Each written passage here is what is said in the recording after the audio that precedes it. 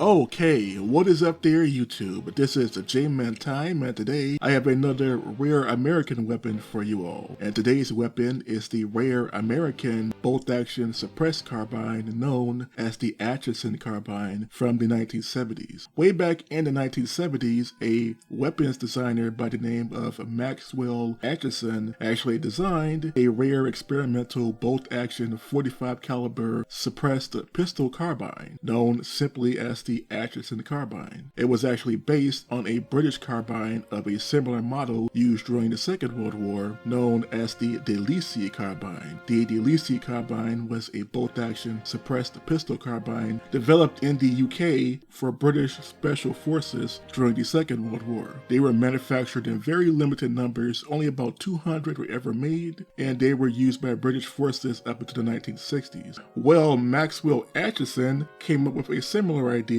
this time for the US Armed Forces, so he took a Spanish destroyer carbine. A Spanish destroyer carbine is a bolt-action pistol carbine from Spain, which were manufactured starting in the early 1900s, but mostly being manufactured in the 1930s on forward. He took a Spanish destroyer carbine from 1935 and rechambered it for the American 45 ACP cartridge, one of the most common pistol cartridges used here in the US by mostly the US military and some law enforcement. He remodeled this Spanish destroyer carbine for the 45 ACP cartridge and fitted it with a new integral suppressor, turning it into a bolt-action suppressed pistol carbine. Now, ultimately, this project was rejected as at the same time Atchisson was working on a fully automatic shotgun that would become the AA-12, which was an experimental American fully automatic shotgun developed for the US Armed Forces, which was tested in the early 2000s but was ultimately rejected also.